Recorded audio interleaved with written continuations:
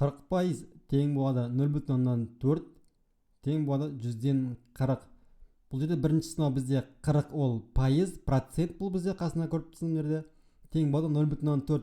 Бұл 0,4 деген бізде ол ондық бөлшек. Ал мынау 100-40 деген ол бізде жай бөлшек қой. Міне осы үшеуі тең болады. Біз есеп шығарған кезде осыларды бірінің орнына алып қолдануға болады. Мына жерде қызыл нүктені жылжытыңыз дейді. Мен қызыл нүктені жылжытсам болады. Мында не байқаймыз мына жерден? Мынаны жылжытқан кезде мына сандар енді сәйкесінше өзгеріп жатыр. Ал мына жердегі бізде төрт бұрыштарымыз, яғни шаршыларымыз мынау көк түске боялып, сол сәйкесінше бірге өзгеріп жатыр ғой. Мына жерде қазір бізде 42%, ал мына жерде негізінде бізде мынау шаршыларымыз барлығы 100 бөлікке бөлінген. Біз алдында айтамыз ғой, жалпы кез келген нәрсе ол толық болса, ол бізде 100% болады. Мысалға телефонның зарядкасы сияқты, телефон зарядкасы бізде 100% толық болса, оның барлығы боялып тұрған сияқты. 100% толып тұр, ол бірге тең кез келген нәрсе. Ал егер ол азаятын болса, сәйкесінше солай азая береді зарядкасы. Енді біз бұл жерде білу керекпіз, 12% ол 100-ден 12, 0,12 немесе 100-ден 12 жай бөлшекпен. Мында 12, 26, сәйкесінше мені 30 деп қойық. Мында 30% боялып тұр қазір. Шаршыларды қарасақ, бұл 30% боялып тұр. Енді қанша пайызы боялмай тұр? Боялмаған бөлігін тап деп сұрау мүмкін бізде.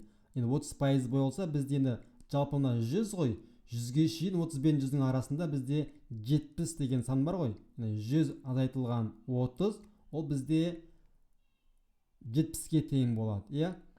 Сәйкесінше осылай кете береміз. Мысалға мына жерде бізде 38% боялған болса, ал қалғаны ол 62% болады. 20% боялса, қалған боялмаған бөлігі 80% болады. Енді 40% тең болады 0,10-4, 10-4, қана 10-4 тең, 100-ден 40 деп тұрмыз. Осы жерде сәйкесінше 100 бен 40-ты қысқартуға болады. Біз екеуін қысқартайық. 100 бен 40 екеуін де бірінші 10-ға қысқартамыз, яғни екеуін де 0-ді қысқартсақ болады. 10-4 болады. 10-дық бөлшек сияқты 10-4 болады. Немесе екеуін тағы да қысқартуға болады. Бұл 10-4-ті тағы да екеуін 2-ке бөлсем болады. 4-ті 2-ке бөлсем 2 болады. 10-ды 2-ке бөлсем 5 болады. Сонда бұл 5-тен 2 екеуін қысқартқан кезде екеуі 5-тен 2-ге тең болады. Енді тағы да бізде маңызды нәрсе бар. Мынау бірде бізде мына жерде боялған бөлігі ол осы бізде 40% ғой. 40% немесе ол бізде 5-тен 2.